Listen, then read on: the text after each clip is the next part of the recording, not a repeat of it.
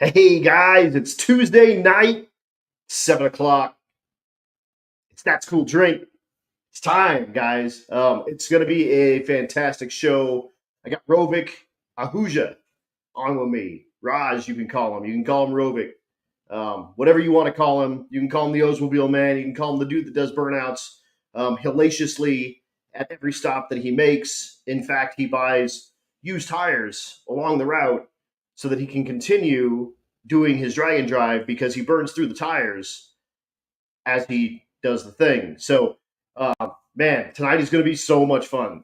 This is kind of a extension over some parking lot beers that we had on Six Summer. Raj has been on Rocky Mountain Race Week or Race Week, one of the two. He's been on Sick Week. He's been on Six Summer. He's been on Miles of Mayhem, which is going on right now, by the way. So good luck to all of you Mayhammers out there. And Ed Hohenberg wants to know why Rovic's not suffering out there with you, and we'll ask him that question as well. But tonight's going to be awesome. I've got Coors Heavy, so everyone tip one up real quick, except Raj. He's got some stuff going on. I've also got some maple syrup that I still haven't opened yet. We're waiting on a special occasion for that. Plus, I've still got some Aunt Jemima left, like legit original Aunt Jemima. That said, guys, tonight's going to be sweet. Let's make it happen. Kicking off Tuesday night. That's Cool Drink. Mr. Rovic coming at you right now.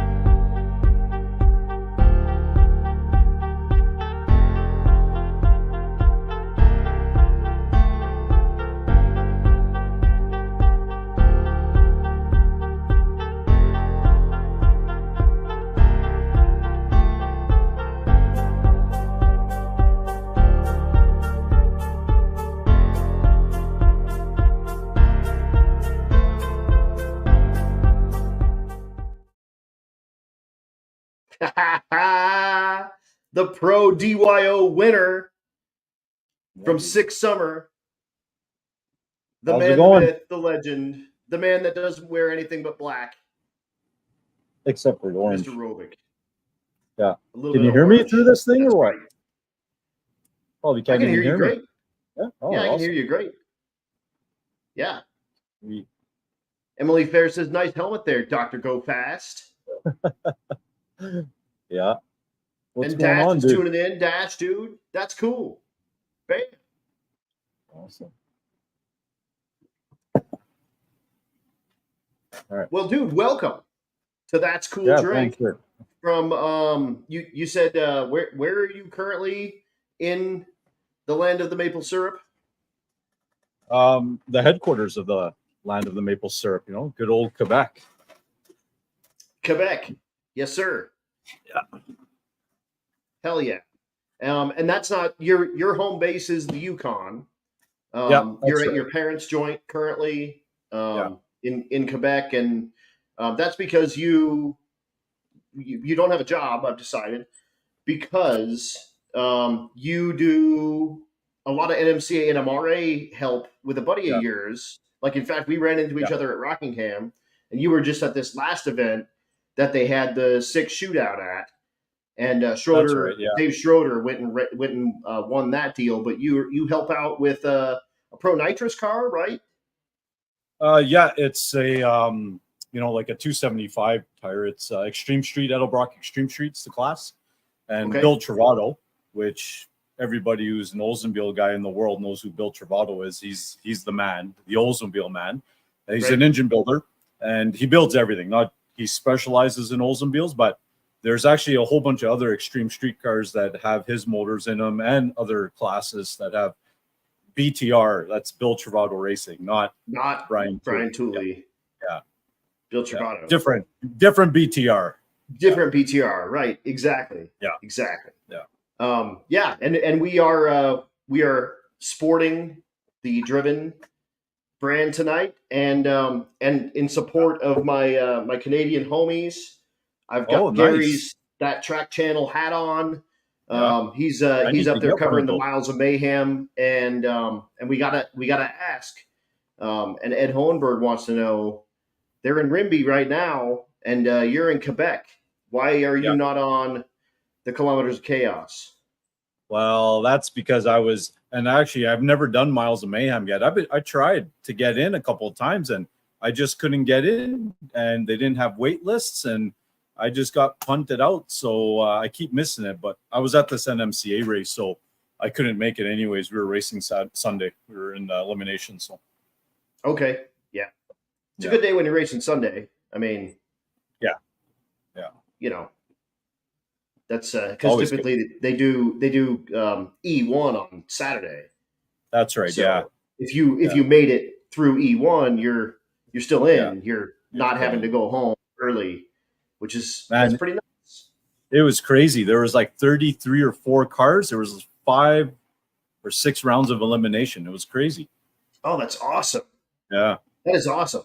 Tell us about that car real quick, and then we'll talk about why you have decided that Oldsmobiles are the way.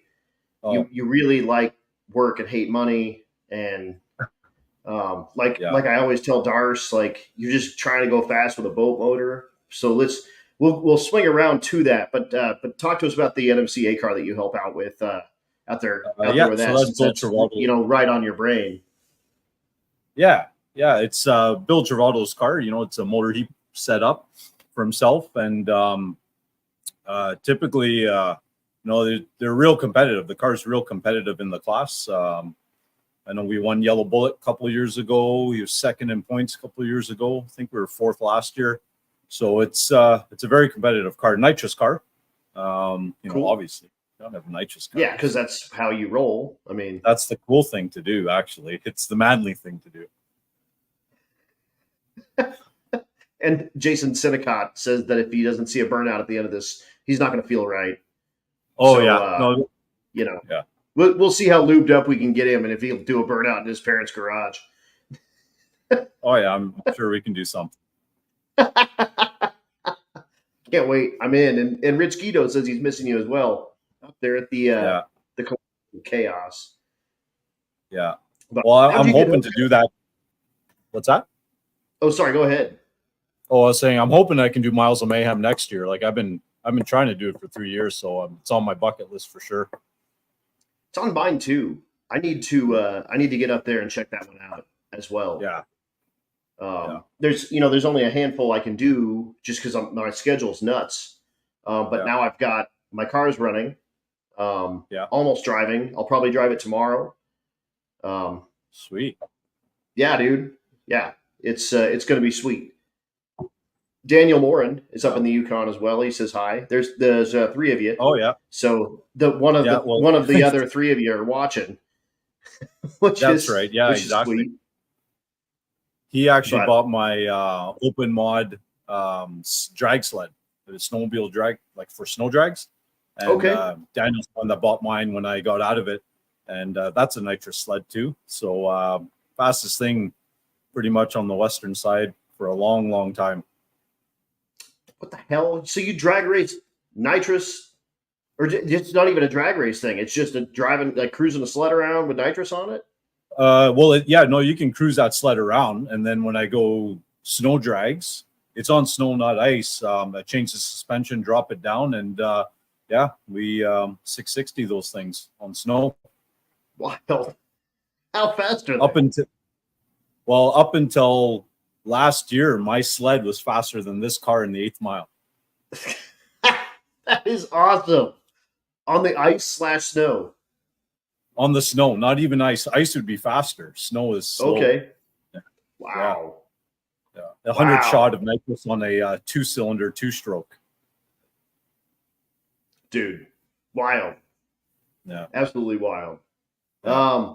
So what got you? Too. Yeah, Matt Ewing. There's all 3 of you. All 3 of the people in the Yukon have checked in. Thanks for tuning in, you guys. We appreciate it. Tabernacle. There you go. Tabernacle drink. Yeah, absolutely. Oh man. Absolutely. My man likes to party. That's true. That is absolutely true. Why in the hell? What are you WTFing, Miss Lady? Yeah. why in the hell did you decide on Oldsmobiles? What drove you to like not just Oldsmobiles, but you have an affinity for 67s? Yeah, I'm not. I mean, it starts out when you're a kid, right? Like, my dad had lots of cars, before I was born. He had 67 GTO, actually, stick car, Guido would like that. Convertible. It Yes. was when my dad lived in LA. My dad moved to LA first. He used to have that. And he told me about drag racing once in a while on the streets with that thing. So he always had Pontiacs, Oldsmobiles, a few Chevs. But then Okay. as I grew up, realizing what's going on around, my dad always had an Oldsmobile around, Oldsmobiles and Cadillacs. What So what year roughly? I don't know how old a guy you are, but are we yeah, 80s? when cars were cool. Yeah. Okay. Yeah, back then. Yeah, Back then, when they were yeah, metal and they drove the right yeah. tires and That's right. Yeah, no okay. anti-lock brakes, no computers. Yeah, Right, no about no that time. airbags. Right. Yeah. Okay, got it. Then, yeah. Then Nice try though. you like that? So, but yeah, so we always had Oldsmobiles around, and my buddies were all Chev guys, right? Like they all grew up with Chevs, probably because their dads had Chevs, or everybody thinks they like a Chev. I guess I don't know, Right. and mostly GMs, anyways. And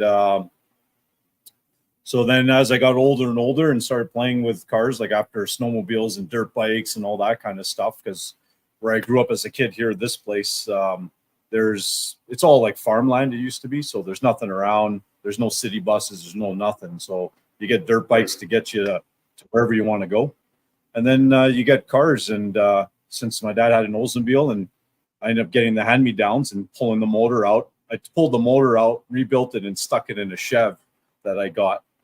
Took the Chev motor out, put the Oldsmobile in it, Put and the kept olds driving. in. Yeah, in Hell an yeah. Impala. So yeah, And Cadillacs. So I assume this yeah, is kind of in the big Cadillac era as well, I assume. yeah, Um, yeah. He had like '80s Cadillacs, and then later on into the 2000s. But the Cadillac had an Oldsmobile engine. It was that diesel Oldsmobile. okay. So, which I still have. In case you got to build a really stout motor, you need a diesel block. So I've heard that's the way. Yeah, you do the diesel block yeah, and they're thicker and the webbing's good or whatever. yeah, yeah. But the cubes, you don't get that big of a cube. So, I ended up on a side note, I got a new motor in the works with a rocket block. So Oh. Oh my. yeah, yeah. It took almost 2 years to get the block. So Well, what led you to the obsession to the 67 and particularly the one behind you there with the orange helmet on it? well, this is probably my fourth. That's the fourth one I got. So the story Okay. starts before that, right? Actually, the first ones I bought of like a muscle car Oldsmobile, not like a '70s old or like late '70s, '80s olds, was Right.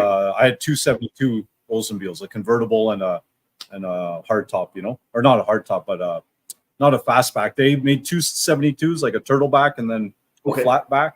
I Got can't it. remember what they're called. So I had two of those at the same time. And then here, I'll turn the camera. And then I found this thing. It's just the original car I've had since I was a kid. I still have it, drive it. And it was sitting in a field, grass all the way up the sides, just sitting there, and not far away from where we are, and probably like 2-3 miles. So I went over, bought it, and sold off the 272s to pay for this thing.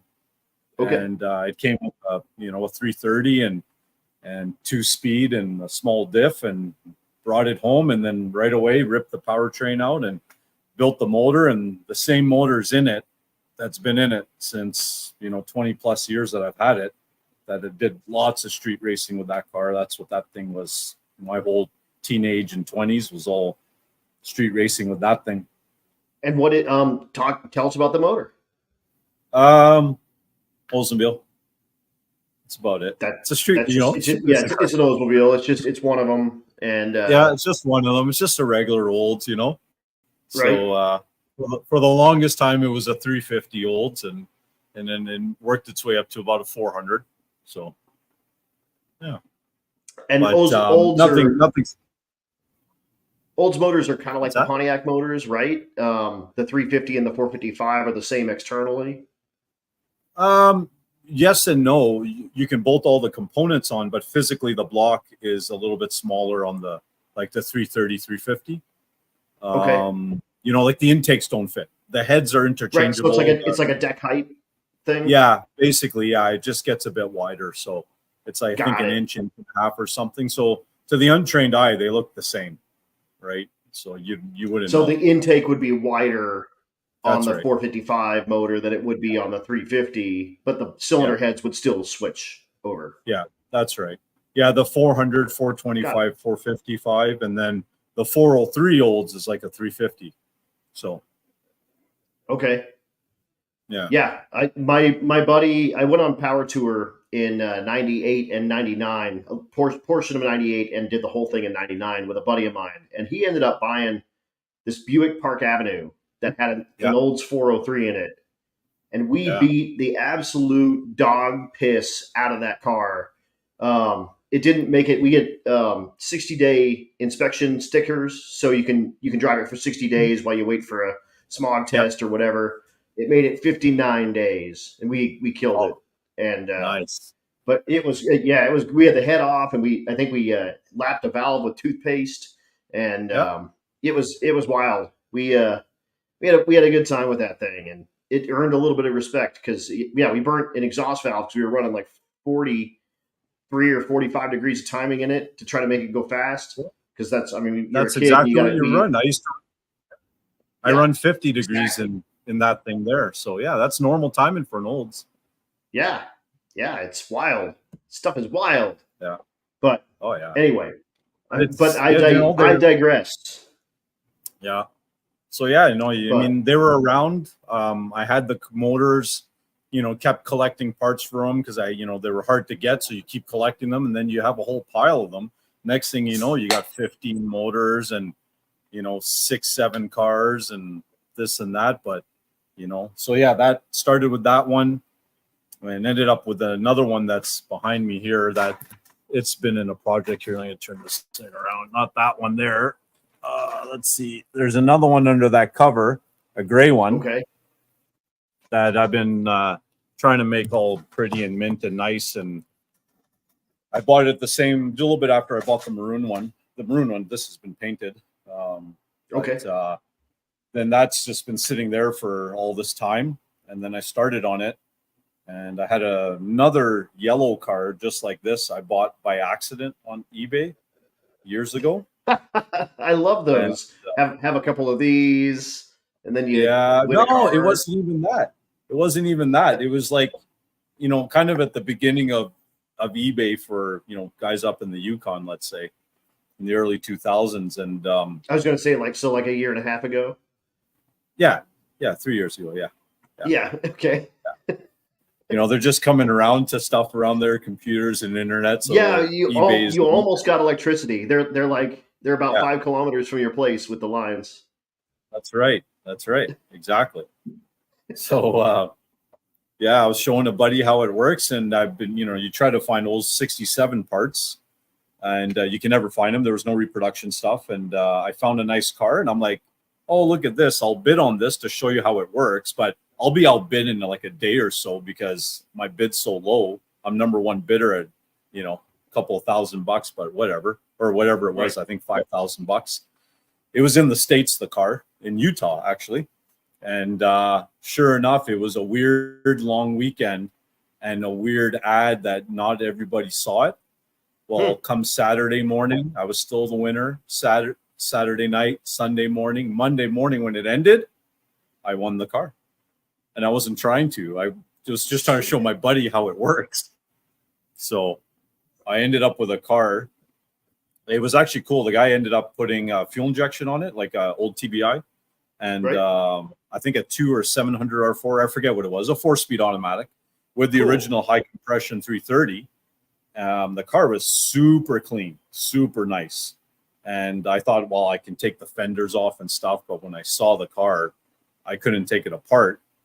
So anyways, I bought the car. I didn't want to back out of the deal. And I flew down to California, and then my brother was getting married or whatever, and then flew over to Utah. He met me at the airport, picked me up. I dropped him off, and then I drove it to the Yukon. Never saw the car, never saw a video of it. I stopped on the way at a Napa, picked up a spare belt and a fuel filter, and then that's it. And then I drove it to the Yukon from Utah. You bought a $5,000 car that took you all the way back home. You're like the original iScript Garage. Well, get this, man. This car would get, with the AC off at 75 miles an hour, it was like 25 miles per gallon. And with the AC on, it was 21 and a half. Dude. Yeah. It was awesome. You've got to feel great about that. Like, you just bought a $20,000 car for $5,000. Yeah. So, but how sweet is I that? absolutely hated. Yeah, but I hated the color. And it didn't have a bench seat in it. And I like bench seats, not bucket seats. And so whatever. And so I had the yellow car and then the maroon car up in Whitehorse at the same time, along with a couple of motorcycles. So like, you go out and do burnouts in one car, and the next day you do burnouts in the other car, then take the motorcycle out and do a burnout. And it was pretty good. There's nothing wrong with that. And I mean, you have done some burnouts. Like the background here is an old picture that I found of, I assume, your same car. Yeah, that's this maroon one. And that's up in Whitehorse. I know it's got a Quebec plate on it. I never changed it. I kept it in Quebec, but I had it in Whitehorse. Yeah, and that burnout's up there. Yeah, it's you've got like I said, a long history of hating tires and doing a good job of just killing them as much as you possibly can. Right. Well, it makes when you put them in landfills, there's less of a tire there, so it takes up less space. Right, exactly. And you're sealing the road for free. You're not even charging people for that. There's chip seal up there. It's really rough and aggressive, so I'm making it smooth for everybody. Have a nice smooth ride. And I mean, you should say thank you for shit like that, people. I mean, you're welcome. Yeah. It's called a community service, Right, exactly. You could turn that into a probation officer, and they could never deny you. I'm just here to say it. Yeah. I'm just here to say, Kevin Schweitzer's watching. I talked him in to checking this out. Thanks, Kevin, for checking this out, man. There you go. Got nice. Rovic on. We're going through his insanity for Oldsmobiles, and we're going to get to his insanity for Dragon drives very quickly here. But the yellow car that we all know you for, tell us about the motor combo and whatnot in that thing. Well, the first I bought that actually, again, it was kind of on a whim. I wasn't looking for a car, and I came across an old ad on an Oldsmobile forum, and the lady was selling two cars, two 67s, a parts car and this car. I mean, it didn't look like this with the hood and had a 442 hood and all that. And her father had passed away, and he has all these Oldsmobile stuff, specifically 67s. So it was in West Virginia. So I flew down to West Virginia to go check out the car. Ended up making a deal for two cars. And then I had to get a rental truck and a trailer and bring them back north. I had to make 2 trips to West Virginia for it, back and forth. Holy cow. How long of a trip was that? I brought them to Quebec, and then I took the car, right? So it's just to get them across the border. It was closer, right? Like, so I kind of hopped them both, and then I had to return the rental truck in the States. Right. So kind of was shuffling back and forth in the middle of winter. In trying to remember, I think this was in 2019. Yeah, it was just before COVID because I crossed the border to get all that stuff. And then basically I decided I wanted to do a Dragon drive about a year or so before that, year and a half. And my maroon car, it would need a lot of work to pass NHRA tech, and time and money, and I'm not around enough to do the work, flying, going to work and doing stuff. So I ended up with this car, and it was a better platform to start. Like, it looks rough, but the frame is beautiful. The floors are beautiful. It's a real solid car, actually. Right. So I ended up with that, and I pulled the motor out of the maroon car and stuck it in there. The whole powertrain, motor tranny diff, I stuck it in that thing, and ended up after COVID. I mean, couldn't cross for a couple of years. I tried to go to Drag Week 21, didn't work. I got turned around at the border. Right. So 22, I ended up racing it for 2 races with the motor out of the maroon one. Then I ended up with the Bill Travato motor, which is what's in it now. So it's been the same motor since 22 Drag Week. And yeah, so it's one of Bill's 496 pump gas, nothing motor. It's like a regular kind of motor. They just stick in a resto mod or street car. You just want to have some good power and torque. Like, it ain't nothing special. Hydraulic roller cam, Right. small cam. I changed the intake. That's why I got this nice bird catcher on the hood. Right. To and it's to get a little more. It's like it's aluminum heads, right? But not like fancy ones. Yeah, I think the Gen 1 or 2 Edelbrock heads for Oldsmobiles, which are real basic. Like the cast iron heads on this thing ported are better than those aluminum ones. Right. They're like a stock replacement. They're just lighter. Yeah. The 50 pounds lighter. That's all you're getting out of it. And there's nothing done to these heads, really. They're just like cleaned up and nice, but they're not ported or flowed or anything. Because it was a used motor I bought. Like he had built it for somebody else that was using it in their car. And then, one story or another, he ended up back with it. And I went to go talk to him about building a motor for the future.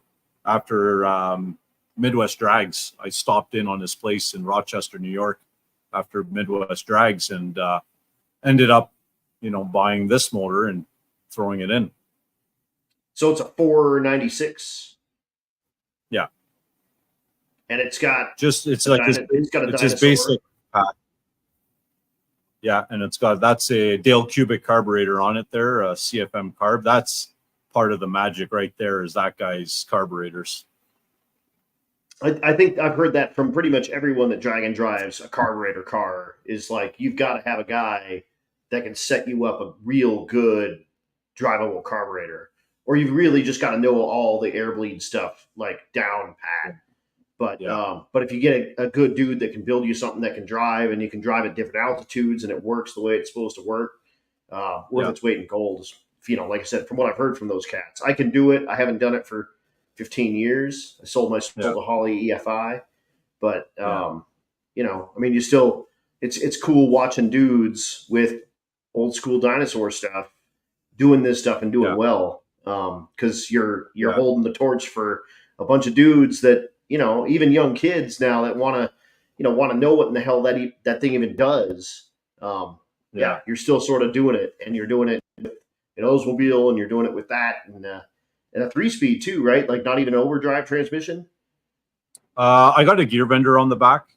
Okay. I didn't for like 3 or 4 Dragon drives. I had no overdrive. That's like I think 23 I put it on. But I'm still column shift though. Like column shift, yeah. Do you bang shift the column shift, or you just leave it in D? No, it's a manual shift reverse pattern. Oh wow! Right? So you can go down.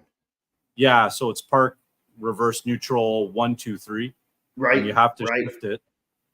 This car was a floor shifter car. I took that out, and it was bucket seat floor shifted, and I took it out and put a bench seat column shift, because that's the cool thing to do. Because that's what you do. Yeah, exactly. And like mine's 50-50 bench, but with a stick. Yeah. So I had to get a center, like a front mount shifter that had like a big long arm to get the T56 shifter in there. Typically they land right between the bench, or right between the buckets. And with the bench, it was going to be a pain in the ass. So I got this big, long, goofy ass shifter, but it kicks ass because it's face plated. So it doesn't even matter. You just get it close and it goes. So that's I need one of those for that gray car I showed you there behind. That's going stick. I'm making that car 4-speed or 5-speed, whatever, 5-6 speed. Yeah, 5 or 6 or as many as you can get. I'm a big T56 fan. Rich Keto will tell you that's the way to go. I got 100%. One. My buddy sold me one, but it ain't face plated. It's just a TKO 600, right? So, Okay. and I'm gonna take the motor out of that car, stick it in there, and the new motor, go in the Saffron car. So, Yeah. Jason over at War. Big ups to Jason Acton, man. Yeah, he'd have a hard time not doing a 1 to 3 shift on well, the I column. did. It's funny. The maroon car, it's column shift also, obviously, and I never had a problem with that car, but with this one, I would. And there is no detent because it's a 2-speed car, and you can find them, but they're rare to find the 3-speed, like from a Impala or Impala, I think. The big cars had the 3-speed columns, but I haven't found one. Right. So I made the detent on this one, and it's not perfect. Like, you need to put a little pressure, but there's a little bit of a detent. But I'm usually so you can kind of pull and it'll stop, and then a little like bit. pull it back toward If you you or pull too something. aggressive, yeah, it'll go all the way down if you pull it hard. So it will do a but 1-3 at least it's shift. not going like 3 to 1 at that point. You're just going 1 to 3, like no big deal. Yeah. Like Yeah. live to race another day if it goes into third. Like, but it's again, it's an Olds. It probably makes like 940 foot-pounds or something, and then you add the jug, so you could miss a shift and it wouldn't really slow it down. It might lose Not a hundredth Not or so. really. Yeah. What sort of power does that junk make? It's just over 600 in the motor On motor, and then what do you spray on it? 125. Come on. Yeah. That's like you telling me you're 35. I am How old are you? 35. What are you talking about? I am 35. He said. Link. That's all. Seriously, that's all I'm using, man. That's awesome. That's awesome. It's like 1.1 pounds a run. It's like 110, 115 shot. That's it. You can do it by weight. Yeah. It just needs a kick out of the bowl to get the 60 foot. I mean, it's not like heavy, like Rich, and I think Bill Armstrong's car is actually pretty heavy too, I think, but it's 3780, Okay. Yeah. So it's still chunky. Yeah. It was heavier. It was 39. I've taken off weight over the years, like the hood. I finally got rid of the bench seat to save weight and put some really lightweight seats from Summit and stuff like that to break it into the, into the low 10s and then into the 9s, so. Yeah, exactly. Travato power. Bang. Yeah, that's right. He builds badass motors, man, because I mean, look at this thing go, right? So, no, exactly. And how quick has it been?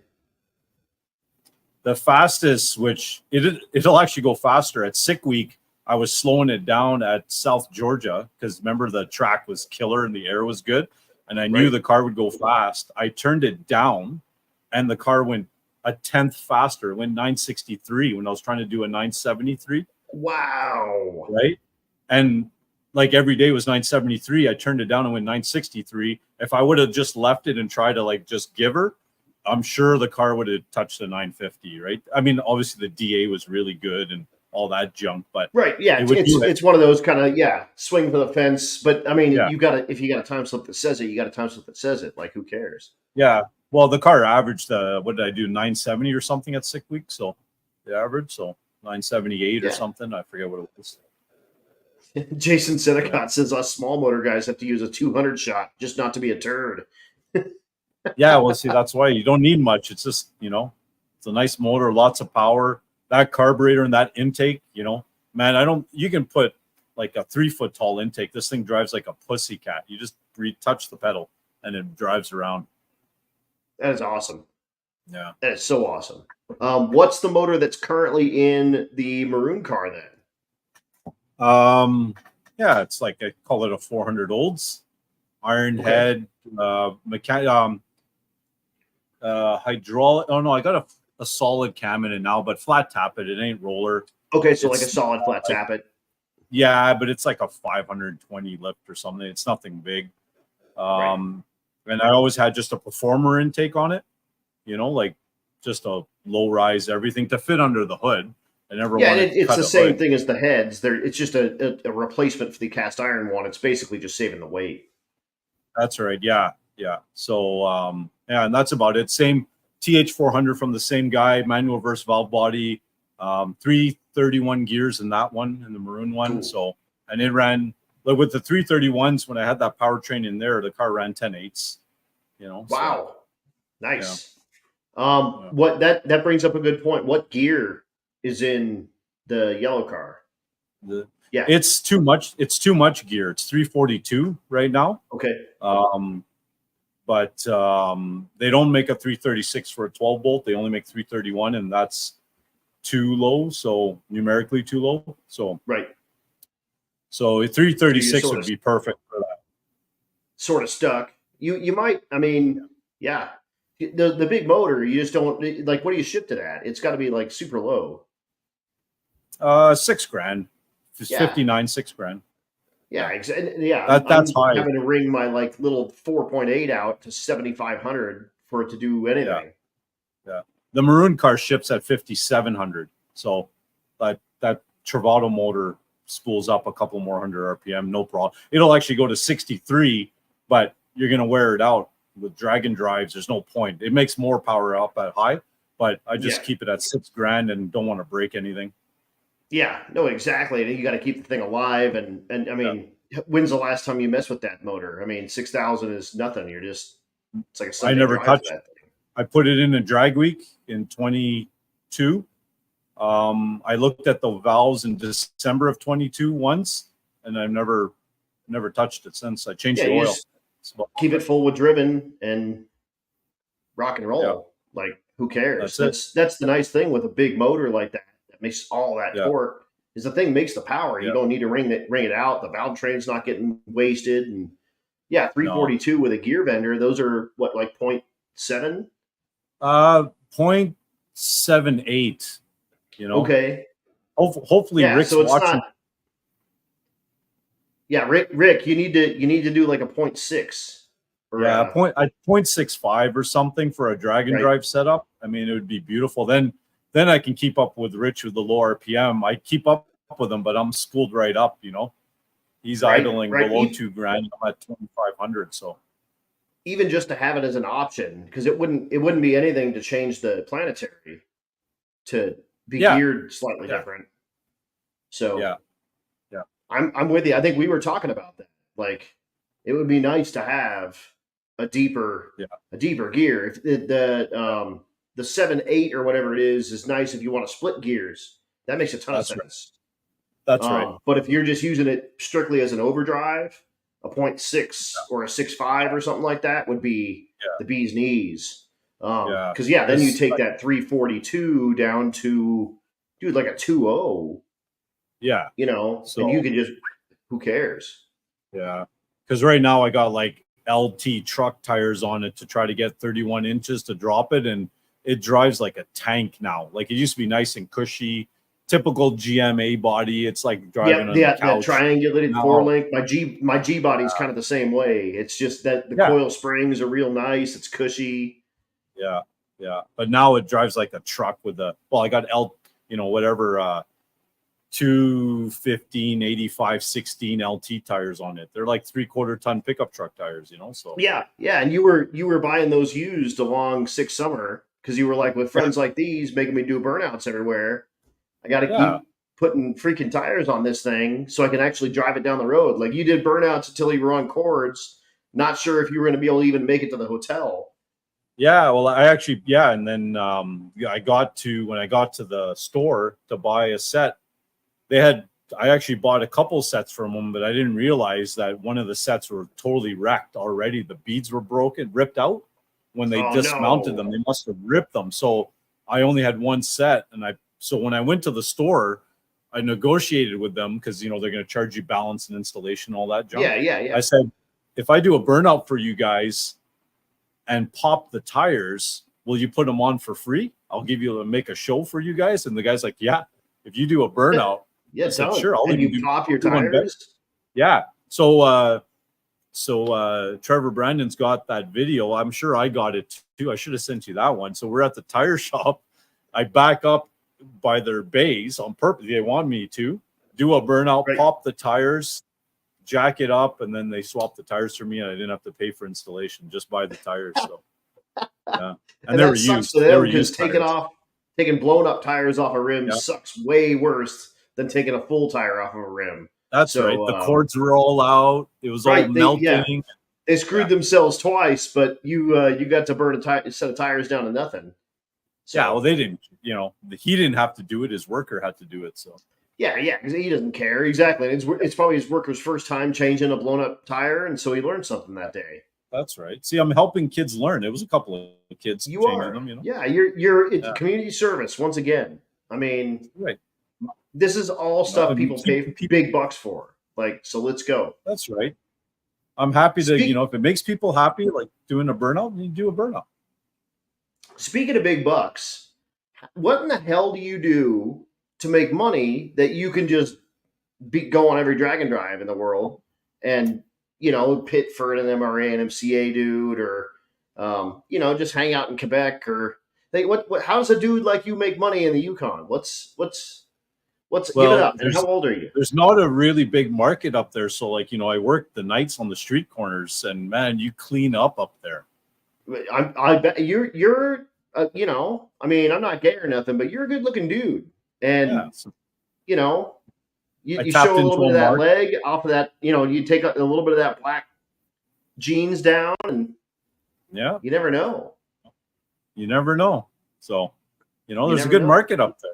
So yeah. No, but for the real, what do you do? How do you put money in your bank account to afford Oldsmobiles? I got an air charter business. So like up in the Yukon, so I fly airplanes, or at Right. least I pretend to and stuff, Well, you haven't. I mean, you're still here, so you've at least landed all the ones that you've flown so far. That's right. Like they tell you, you do this, houses get smaller, houses get bigger. You just keep that concept, and Right. it's easy, Right. Exactly. So, Keith Turk will tell you that too. It's houses get bigger and houses get smaller. Yeah. Same thing on an airplane or on a helicopter. Yeah. Except for a helicopter has this thing above your head that's trying to kill you. So, but well, it has wings, but it flings them above you. That's right. So, they move. Yeah, exactly. And they have to do this every rotation. So, that's fun. And I had a crew chief in the Army tell me once that there's two kinds of helicopters. There's those that have crashed and those that will. Right. So, just keep that in mind. Yeah. But you do air charters, like cargo flavor type stuff. You move stuff, or can you move mostly a car? up there. Is that a thing? It'd be cargo for like mining exploration companies that are up there. Okay. Then there's outfitters, like hunting camps and outfitters, stuff like that. Then there's also government work, or like for the police. RCMP is kind of a federal police that we have, not like the FBI, but it's there, the federal police that's across the country. So when they deploy, like post them into remote communities, they need to move all of their household goods. And we got this really big square airplane that you can put a pickup truck in the back, which we do. You can put vehicles in the back, drive them in and out. So this thing. Yeah, that's it there, Skyvan. So that's good old TBI is the call sign. And we put ramps in the back, drive vehicles in, or load it up. It's like an apartment, so we'll do government work for like that. And now lately we've been doing lots of military work, mostly search and rescue, training out of it. Yeah, that's like I got a SAR hat on right now. So that's like your PJs in the States, right? Right. So those kind of guys, yeah. And then exactly. And then there's special forces guys that, through Ontario and other parts of the country, and Army. It could be first jump force guys for round shoot Army guys, whatever. There's different contracts we bid on for those, Nice. So you dump paratroopers once in a while? Oh yeah, lots of it actually. Most of the time. How cool is that? Yeah. How cool is that? Yeah. That's awesome. So like we've been trained. We can do like kind of like a SAR mission, like doing bundle drops, like doing everything they would do on a real mission out of a SAR aircraft, right? We've been trained to do that with the smoke and the equipment. Even with the Army guys, when they throw out bundle drops, we've done training with guys who make automated canopy systems that are GPS controlled. So they'll throw out like in our aircraft, you can only go about 4,500 pounds, but say like 2,000 pound bundles, and then it's remote controlled parachute descent of cargo. Crazy. How cool is that? So they do that. It can like pull all its own they, slips and. Yep. It's got a whole contraption with servos and all this stuff, and it controls it. And then a guy on the ground can override it, or it can all be fully automated. They put in like a harp, and then right, like just aim for this, and you just go. Yeah, well, we do the with the drift, we do basically a harp for it, designed, and then it fine tunes it and lands it. So this company in Canada develops different canopies for different countries, depending on what they want and what size they want or what they're trying to do, and what they're trying to load behind it, and if it's tanks or if it's just boxes, it doesn't matter what it is, right? Right. Yeah. So Pat Cook we've wants done to know stuff like that. Yeah, Adam can jump out of it. Everybody can jump out of it. So, yeah. I mean, at least once. So there's that. When I bring it to a drag and drive and take my car out of the back of it, we'll go up for a flight, bring a chute, and I'll jump you out. You can announce as you come down. The whole bring a chute thing. They don't just like hand out parachutes in where I'm from. I'll hook you up. Okay. Well, we'll see. I don't know if my back's down for that, but maybe into water. I've heard water is the way. Water jumps are cool. Yeah, Jake Shoemake told me that water jumps are the jam because there's no land. There's no landing shock. You land in the water as long as you don't drown. Yeah, you're good. As long as you cut away, get on your. Yeah. Just don't drown. I mean, that's the end goal. Yeah. I actually do have a water jump. Get you to the point. Yeah, my job is to get you to the point. As soon as you jump off, it's all up to you. It's on you. You have the rest of your life to figure it out. Yeah. So that's what I do. That might be seconds, and that might be more than that. Yeah. But whatever. Exactly. So let's get through a few of my questions here. Sure. What's the largest thrash that you've been a part of? Largest thrash, like on a drag and drive? Yeah, or whatever, anything. Man, there's probably been a few. I think actually the first one for me to ever get to my first drag and drive was a thrash. Like mentally, physically. Ooh. Oh man. So Rick Steinke's on Honk of Parts. Hey, Rick. Shout out. Yeah.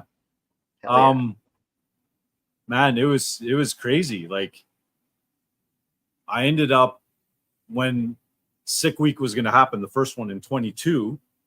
Mm-hmm. I think it was about December before Christmas in 2021. I was still here on the east side, but I had a truck and trailer that I had to go all the way back to the Yukon to get my stuff. So I had driven across the country with this truck and trailer in December. And then kind of a side story, had nothing to do with drag and drive. I got to a certain point in BC, in British Columbia, in the Kootenays. And then I flew over to Vancouver Island, right on the very west coast. And I had been working on a pickup truck, doing my first LS engine, just a stock rebuild. But I wanted to learn how to, turbo it or do what all the cool kids are doing, right? So I bought this truck and so I finished rebuilding it. You may as well. Why not? Why not? And or put nitrous on it, whatever. So who cares? I ended up who cares? So put the motor in the truck, drove it. I guess it would be like 600 miles, let's say, or whatever, middle of winter, just before Christmas. Went to a buddy's house. Now I have two pickup trucks in the same place and one trailer. Getting ready to go up to the Yukon, my truck ended up like in this weird random event. A tree had jumped out of the ditch and attacked the truck. Okay. And those things happen. And then the truck gets wrecked. Yeah. Yeah, So that like was you didn't put it in the ditch. The tree fell into the street. It it. wasn't. I Just mean, was, yeah, it just showed up in front of me. All of a sudden, I look up and then there's a tree in front of me, right? So this was -40. It doesn't matter if it's Celsius or Fahrenheit, right? yeah, And it's all cold as hell at that point. it's all cold, right? So anyways, that was my Duramax, the big truck that I was going to go to Sick Week with, right? Pulling a 28-foot long trailer with the car and the trailer in it. So I had to take this little short gasoline LS short box truck that I just put together, hooked it up, went up to the Yukon, came back down to this place in the Kootenays, got the rest of my stuff that I left there, and then pulled this trailer all the way across. And I had to go to Quebec first instead of kind of cutting the corner like Rich would go, because I was in BC, not far from Alberta, but I had to go back to my parents to go take care of stuff for them first. And it was at the same time they had that protest in Canada with the truckers rally, for the COVID stuff, convoy going across the country to Ottawa, to our state's capital, to our country's capital. But I had to go past that. So every day I ended up running into these convoys, which totally slow down traffic. But the weather was horrible, like snowstorms, ice storms. The roads were like a skating rink for 5,000 kilometers across the country. And I'm using this really small pickup truck towing a 28-foot trailer, a gigantic trailer, with your car in loaded, it, and loaded, and it wasn't fun. So I got to Quebec, did all that, and then when I went down to Florida, remember that time there was a whole storm coming across the states. Everybody was trying to get to Florida. Well, I ended up driving right on the edge of it. So I never saw good weather until I was about 4 hours from Bradenton. Wow. Right? I'm getting pushed, and this truck it's just horrible. And it would only go like 120 miles before it ran out of gas, because it only has a small gas tank. It's a short box truck. A little gas tank, and you're floored the whole time. It's probably getting like 4 miles a gallon. With 410 gears. Right. And so driving 70 miles an hour, it doesn't, it's spooled right up. Yeah. So anyways, it doesn't sound so dramatic, but the whole drive down, like just fighting the weather and the stress, and never been to a drag and drive. And I was like, come hell or high water, I'm going to Sick Week, right? So, yeah.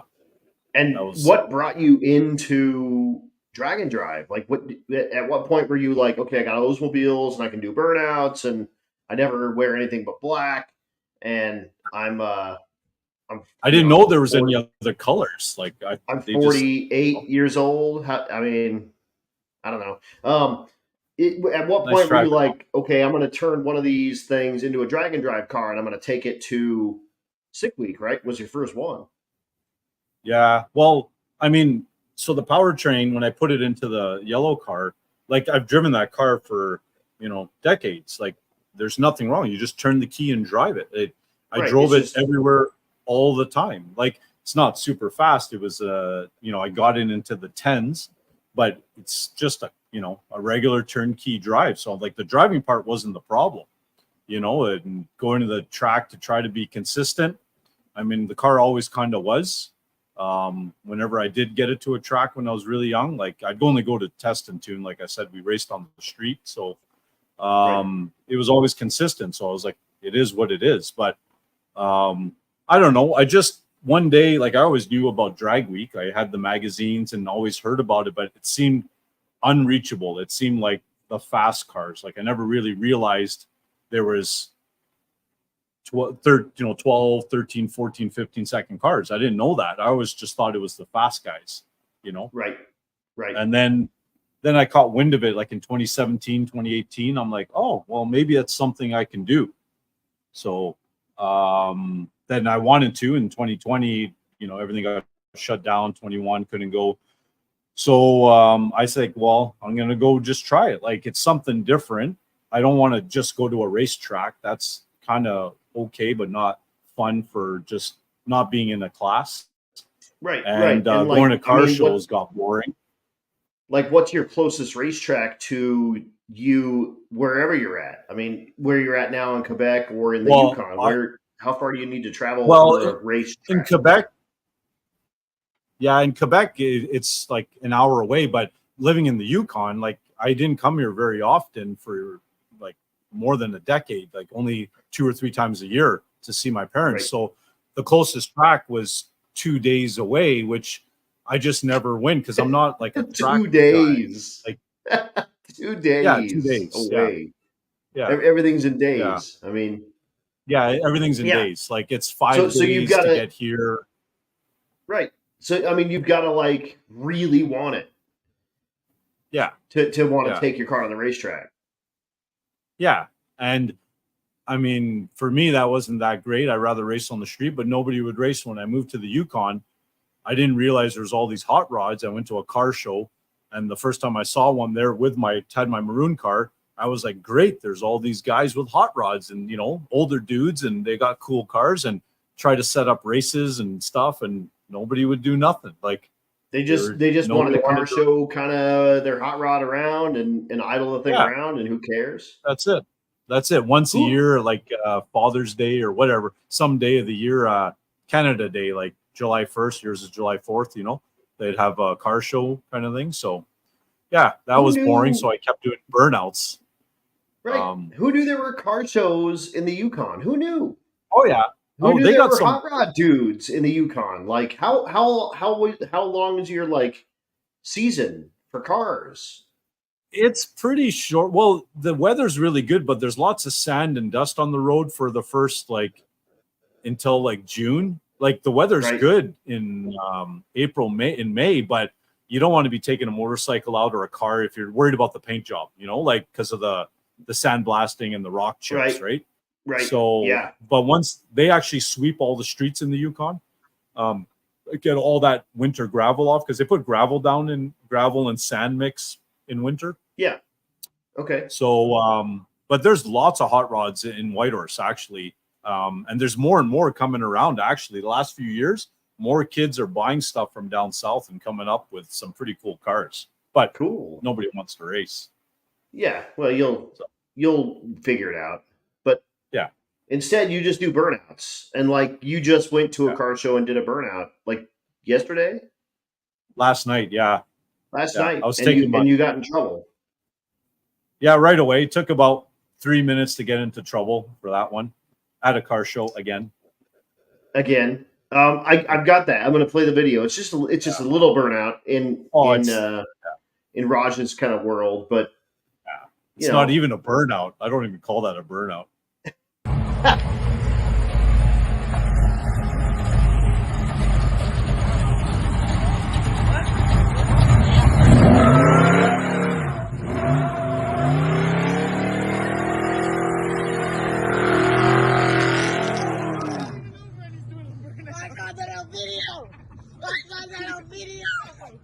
I wanted them to rev it, not a burnout. Yeah, burnout's a burnout. Oh, you smell? Yo, I mean, a burnout's a burnout. Yo. See, making kids happy again. Oh yeah, exactly. And I mean, his voice is breaking, and he's loving it. He's whatever. He's just a probably 13-year-old kid that was like, I want to rev it, and he just did a big ass burnout. But yeah, well, he told me to do this. To me, that means like spin the tire, like right, So right, exactly. And Jason Sedicott, yeah, I love the reaction. Like those kids loved it. And when you said that to him, I said, if a kid asked you to do a burnout, you do a burnout. That's how this works. Yeah, that's how it is. So. But yeah, come on, man. And Chris Wozniak, I was taking shout out. There's Chris. He's keeping carbs alive. You guys got to check out Chris's stuff at WAF Racing. You know Chris. Oh yeah, he's got he's got that. He's got that new carb stacker / service thing that he just came out with. Yeah, dude. WAF Racing, WAF Racing, does all sorts of cool stuff, and especially for carburetor type dudes. So if you are a dinosaur technology dude, check his stuff out. And that carbs like stacker spacer thing is so smart, because if you've ever rebuilt a carburetor like on a bench, and the accelerator pump arms are everywhere, and the linkage is getting in the way, and it's a pain in the ass, man. If you've got that thing and it's got like a nice flat surface that you can work, and all the linkage and crap is out of the way, it makes your life so much easier. So, oh, totally. And this stuff's pretty sweet, man. Like, I mean, not even just for cars, like guys with boats, you got tractors, like there's carburetors and everything, and the stuff he's got for them, man. It's not just for drag and drive guys. It's geared towards drag and drive, because I was talking to that's what he does, right? Yeah. And it's like, man, I wish, because I'm always like, you take your tools out of your main toolbox and you put them in your drag and drive car. Then you forget if you're using them at your buddy's house and you don't have them in your trailer. It's like you need a separate set of tools, but you don't want to buy a whole set of super expensive metal wrenches, right? So, right. Yeah. No, he's and he's got like the carb like first aid kit kind of thing. It's got all the tools for the carburetor on it, and then inside of it you can store gaskets, and it's got jet threads, so you can thread a handful of jets in there. It's like a little box like this big, and you can just throw it in the trunk, and it's everything you need to do to work on your carburetor. It's that's right. Yeah, that dude's sweet. Oh yeah. So thanks for watching, Mr. Wozniak. Appreciate you a ton, man. Yeah. Jason King said you had me at carburetor. The David versus Goliath guy at Rocky Mountain Race Week. He took out Brian Goldstone in round 1 of the shootout on Friday. Yeah. When I say took out, I mean Bryant didn't launch. But a small tire, small block, nitrous car with a carburetor on it took out Bryant Goldstone with huge steamrollers and a twin turbo big block in round 1. So, dude, Jason King's one of my heroes. That dude's the truth. Right. That's right. Carburetor for the win. That's right. That is right. Tell me your best memory from a drag and drive. Best memory. Or like, just the first thing, like if someone just goes, man, why do you do drag and drive? Like what pops in your head that's like, this is why? You know what, man? It's the between like just enjoying yourself at the track, like seeing everybody else have such a good day at the track, or some days aren't good, but just they're enjoying themselves. Like if you're not, that's kind of cool to see, like seeing people happy.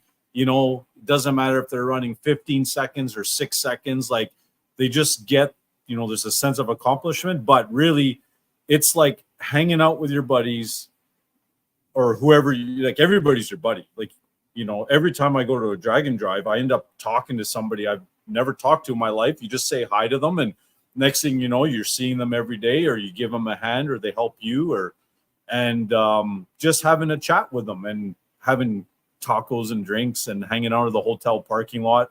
That's what's cool. Everybody just hangs around, has a beer, and just like, man, that day was great. I like purposefully don't book myself in the host hotel typically, right?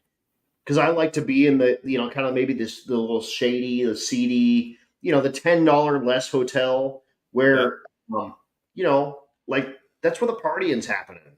Like it may not be the one that's the 12th floor Embassy Suites with the breakfast buffet. It's the one that's next to the gas station that has the good pizza and pork rinds, and the dudes that are going to be out all night trying to get kicked out of their hotel. So that's that. I agree. Like I just love just pulling up and just like, hey guys, like I'm Adam. Who's got a beer? That's how I've met a lot of guys. Like I met Chris like that at Drag Week. There was only about, I don't know, there might have been like 6, 7 cars, but there's 3 of us, and we all met in the parking lot. Nobody knew nobody. Next thing you know, we're having beers and pizza all night. I met the Havlicks like that, just randomly like that. I just walked up to them and didn't know anybody, and they were all standing around, and I just walked up and kind of went into that conversation. And next thing you know, you meet them again and again. And great people there too, right? So everybody's cool, right? And you just got to hang out with them and have a chat, Yeah, exactly. And it's just such a cool deal because yeah, you'll party with someone that you never met before at the hotel. You never even maybe even saw their, you probably saw their car, but you didn't know who was driving it, kind of thing. Yeah. Yeah. And then you see them the next day, and they're in the staging lanes, and now you got an instant buddy. Well, they're in Yeah. the staging lanes with their buddy that didn't get booked at the hotel that you were at. Well, now you met Right. that cat, and it turns out that he's at your hotel the next time. Yeah. So you got like an instant. All right, dude. Do you like tacos and Yeah. Coronas? Because Yeah. we can sit on this, this parking lot, whatever block, and let's get screwed up and talk drag racing. And now you got 2 new friends and 2 new days. And now everybody's liking maple syrup these days too, right? So Syrup. tacos, syrup, right? Exactly. And I mean, Beers. you kind of you really embrace the maple syrup at Six Summer. Wow. You were talking about wiping the car down with it. We were talking about different viscosities, in different heats, and whatnot. But you really made a good point that like we have corn syrup. Yeah, in our that's syrup. not good for you. It's not And good this for is you. maple man. syrup. Yeah. So I am finishing my my corn syrup. Yeah. And then Don't worry. You'll we'll have get hooked maple on syrup. it. Trust me. You'll get hooked on it. I can hook you up for the next time because you'll be hooked on it. I can't wait. What I'm gonna do is I'm actually gonna open it and put it in my Aunt Jemima bottle Perfect. so I can store it, Perfect. and then I'll just know. Yeah. But Perfect. yeah, you gave it to me, and I was like, "You're like, just do shots of this," and I was like, "Hey, how do I open this?" And you were like, "You were in the army, right?" I was like, "Well, yeah, Figure it but I out. mean, to do shot like right now, do shots of it, like." I just crack it open, stick a knife in there, and then Yeah, and just go to town, shots of syrup. Yeah. Okay. Trust me. All right. You'll like it. I'm looking forward to it. Like it's gonna, like I said, it's gonna be a date night. Yeah. Can of syrup. Kevin Schweizer wants to know if you can deliver to Sick Week next year. Oh, for sure, man. No problem. No problem. Well, there you go. You got your first can to give. How many cans did you give away at Six Summer? That was about 10, but I've been bringing them to a few Dragon Drives, but only certain select people were getting them. You guys just didn't hear about it. That's all. Thomas Breitler wants in. He's got the Dukes of Hazzard mobile. Oh, yeah, General Lee. Yeah, yeah. So he wants in. So no problem. And Dan Davida says there's syrup in a proper old fashioned. Yeah. So what was hell yeah. I was looking at I think Deb just I was just looking at the comments here. Let me see if I can go back. I missed a couple of them. Yeah, I've got hers up there. Oh yeah. Deborah, yeah, she likes hers, yeah. But specifically from Quebec. That's where the best maple syrup comes from. Oh, okay. Yeah. He kept the time slip girls stocked with maple syrup. That's right. Hell yeah. So you've tried it, Deb? And A, you've tried it, and B, did you use shots of it? Did you just put the knife in the top and do shots in the time slip booth? I got inquiring minds want to know. Yes, she has tried it. Yeah. Or yes, she put a knife in the top and did shots with it. But I can't wait. I can't wait. And you gave me a few extra pointers for how to use it, and I'm looking forward for those as well. Yeah. Not just for pancakes, but no shots. We did use it on pancakes. Absolutely. Yeah. So I'm gonna whip up some pancakes. We're gonna do date night. Perfect. Syrup. Pancakes on bacon, on your bean, whatever, everything on your plate. Just douse it all with syrup. Trust me, man. You'll dig it. Hell yeah. Hell yeah. And it turns out that you have a top you have a top, or you are the top co-pilot teacher. Oh, really? Oh, top notch. That's what Trevor Brandon says. Yeah. Or maybe that's Aaron. I'm not totally sure. But you guys brought home a couple of orange helmets back to Canada. Yeah. And and what? talk to us about Sickest of the Sick. Oh, yeah, dude, that's crazy. Dude, like crazy. And if you guys don't know, I've never seen the Sick Summer, Sickest of the Sick trophy yet. It's a trash can with a carburetor on top of it. So, I mean, it's perfect for you. Yeah. And it was on fire. There was fire coming out of the carburetor. But coming right out through the top, through the bottom of the top. I'm like, I mean, Sick Summer was full of people that, like, I mean, dude, worked their asses off and everything. And like, it's so cool because they looked at it as like, who embodies the drag and drive, the soul of this. Yeah. And you came out on top, dude. You're the sickest of the sick from Sick Summer. Like, well, how freaking cool is that? Well, I like it. I'm still blown away with that. I can't even see how that could have happened. I understand, like, people nominate you or kind of suggest you, to Tom or to all the Sick staff. I think Tom makes the final judgment call. Right. And like, I'm not trying to be the sick as the sick. I just like, hanging around. And like you were asking before, one of the craziest things at a drag and drive. One of them was hanging out all night with Alan Whitaker and Elena. He's working on his car, like right in the parking lot. The first piston swap. Yeah, the first one. And I came out, whatever. I'm tired. I'm like, let's go do a cruise in the parking lot. Took a couple of beers, see what's going on, and it was winding down. And I walked by his, and like, you want a beer? And just kind of stood around. And next thing you know, it's 3 a.m, and I'm putting pistons in and a head back on a. And then Steve showed up, like actually twice. Steve had his own problems getting there. It's like he was on a drag and drive with his stock car, He had blown a tire. Right. He brought that big Buick station wagon. Yeah. That was like, it's like Woodmaster, but it's like even longer or something. It's crazy. Yeah. So he went to go help Cletus, and then he came to help Alan, but he had his own problems. So anyways, that was like a wild night, like hanging out with them and, and helping them out and up all night. But it was awesome, right? Like, you just do it. But I guess he might have said a couple of things too about me for the sickest of the sick. I don't know.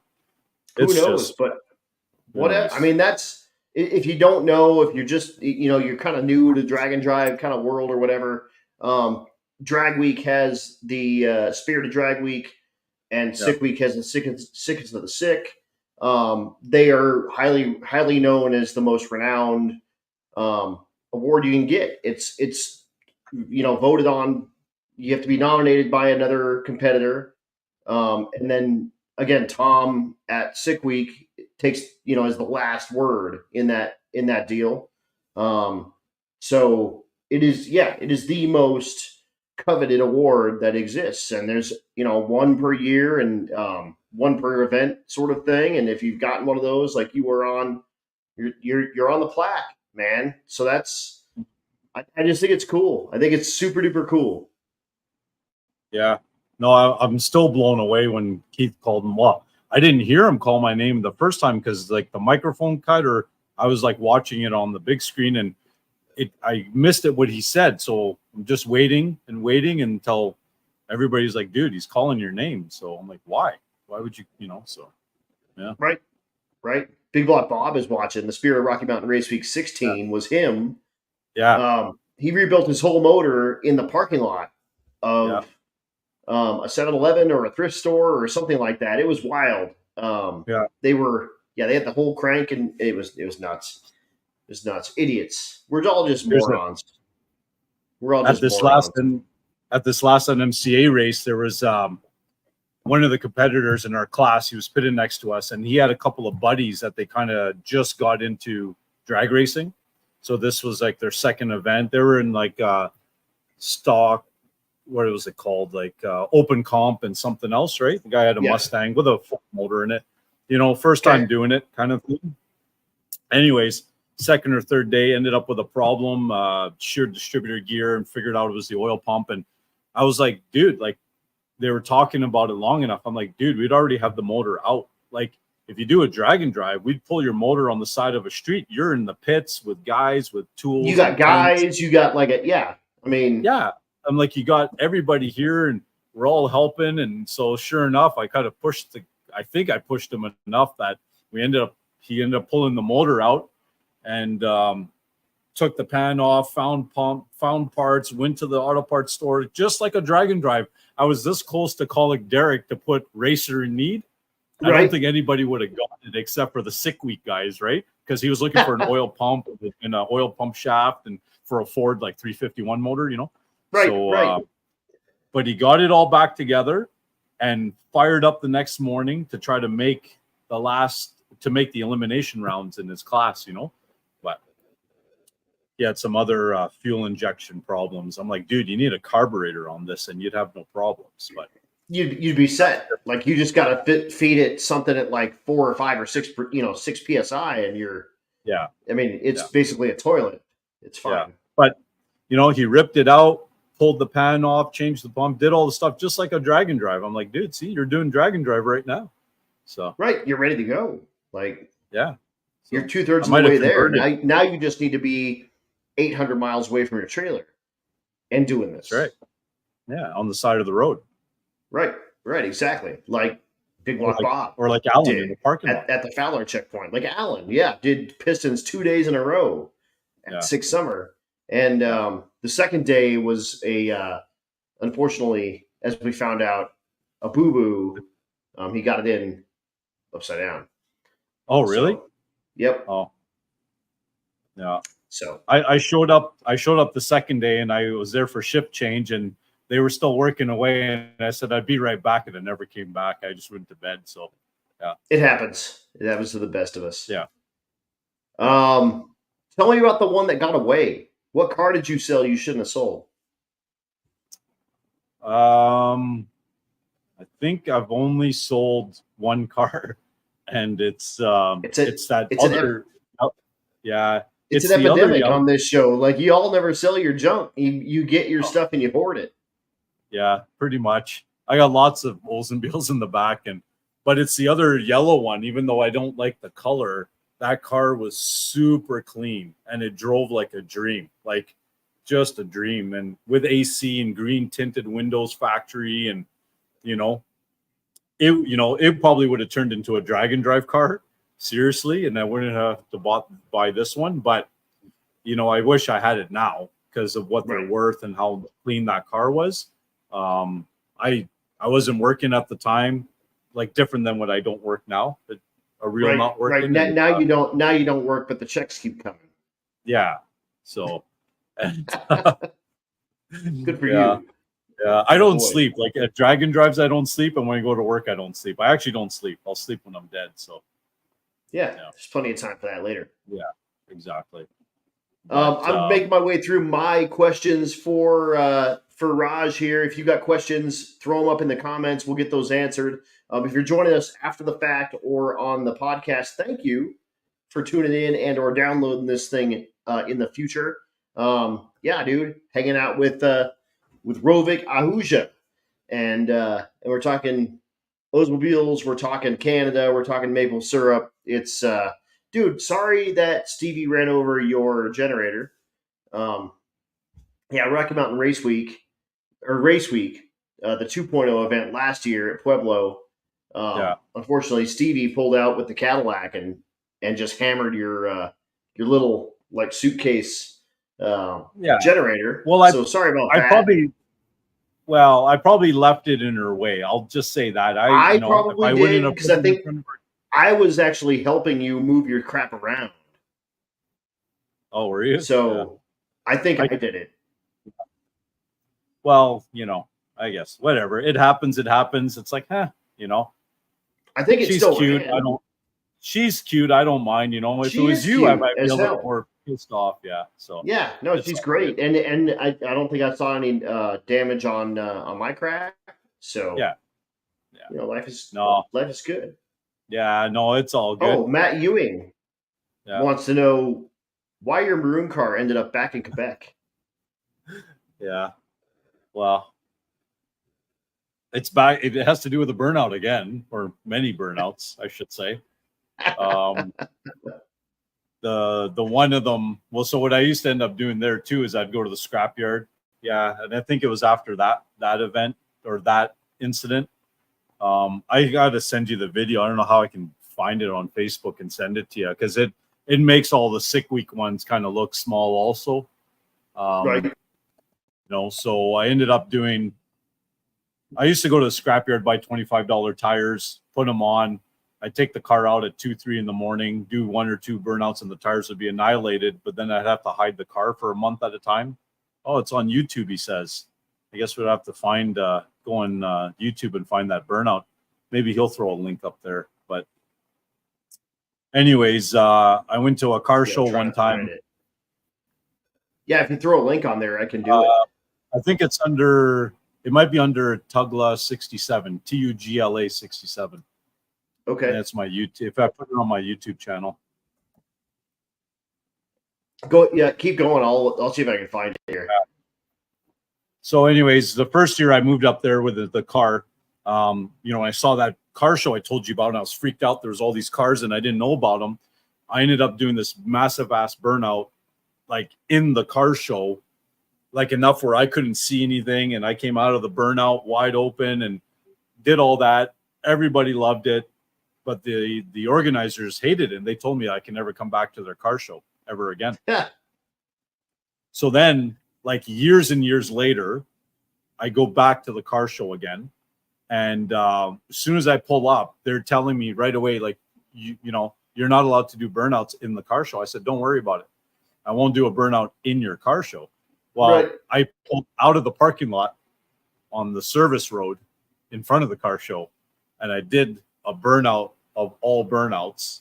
Like, you know, people were cheering, kids were happy, they were having fireworks, like the whole 9 yards. Well, at the end of it, awesome as hell. More than awesome. So good. So anyways, about a month after that, I caught wind that the organizers had a little powwow and called the cops on me, and the cops were trying to find me for 4 or 5 months. Yeah. And they did. So during that 4 or 5 months until they found me, so I'd hide the car. I'd take it out late at night and hide the car. People would come up to me on the side. I'd be driving my pickup truck. They'd like roll the window down. I'd roll it down. And they're like, you're the guy that did the burn. I'm like, nope, wasn't me. Because I know the cops were looking for me. Yeah, it wasn't me. Like, it was the other guy, you know, with the Oldsmobile in the Yukon, right? Are these burnouts at night, or are they in the day? Well, this was fully in the day, this one. It was at the car show, like midday, you know, Canada Day, whatever. So whatever the cops found it. Did you? The maroon car one in the... Oh, yeah. It's 2 minutes long. I totally found it. Yeah. It's 2 minutes of burnout. Oh, nice. Okay, I'm going to put it up here. Hold on. Present. That's a good one. Share screen. So this is way before a drag and drive, right? This is just what I do. Oh, yeah. Yeah, no, this is just your move. Like, you are just this dude. Yeah. Yeah. Good for you. So the cop actually caught up with me. The cop caught up with me, said he was going to charge me with all these things, like, you know, whatever, everything under the sun, about 6 different tickets. And then the burnout, he said, was excessive. It was an excessive burnout. And I'm like, well, what's an excessive burnout, man? Like, yeah, can I do I mean, that's your opinion, man. Yeah. Yeah. And I actually told him that. I said, dude, this is my normal MO. This is how I do burnouts. And he goes, well, that's not how other people do burnouts. I'm like, well, I'm not other people. Yeah. Yeah, they suck. I'm awesome. Yeah. Yeah, they don't know how to do burnout. Here it is. I'm going to throw it up here. It's going to be 2 minutes of just badass. Here we go. Yeah. So they can hear us over there. So you can narrate it if you want. Yeah. So this is at the Transportation Museum at in Whitehorse. See, there actually is a summer there, you know. So. And yeah. So, anyways, the cop basically told me that if he sees my car around again, they're gonna like give me more tickets and impound me and all this shit. So I had to get rid of the car. I had to take the car back out, and that's when I brought it back here to Quebec, that car. And I had the other one, and I had my motorcycles. Still going. It'll go for a while. This is insane.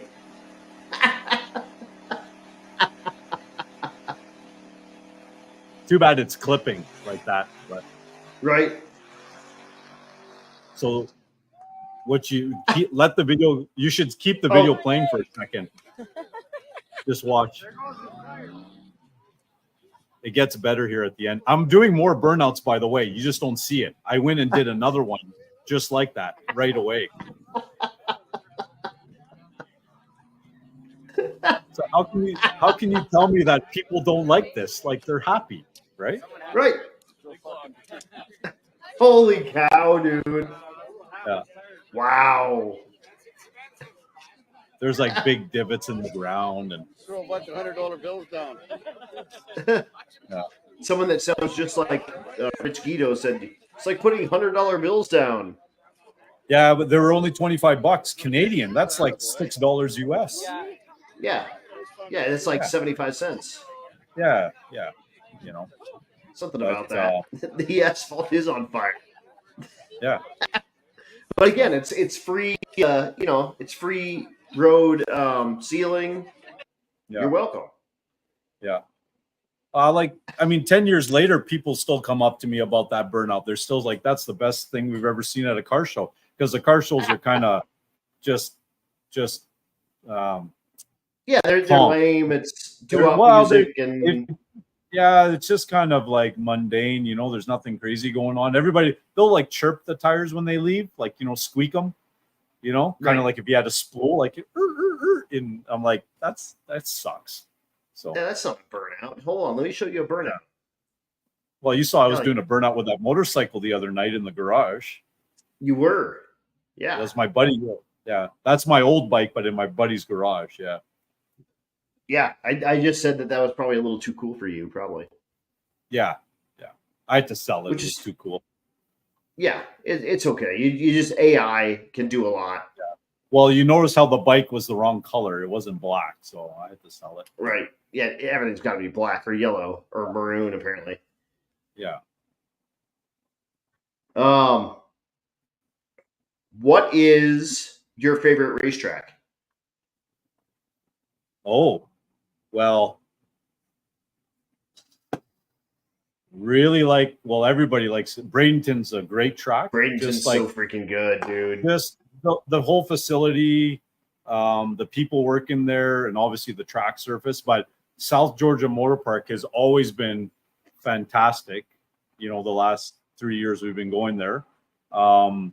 It always sucks that I'm trying to hit a number in the DYO or Pro DYO, whatever, and I can't just let the car rip, because the car would always go faster there. But I'm always trying to play a bracket game, let's say. So, but that track, I like going there.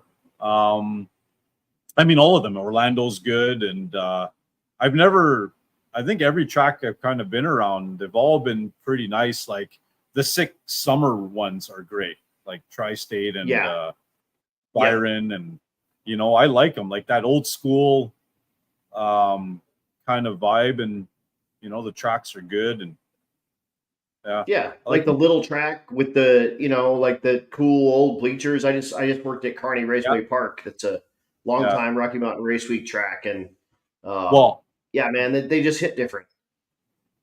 Yeah, Bandimere, like I'm so happy I got to go there.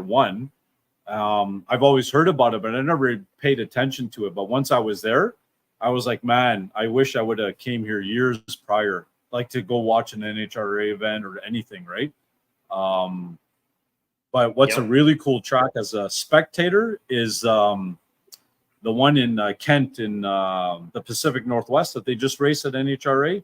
What do they call that one?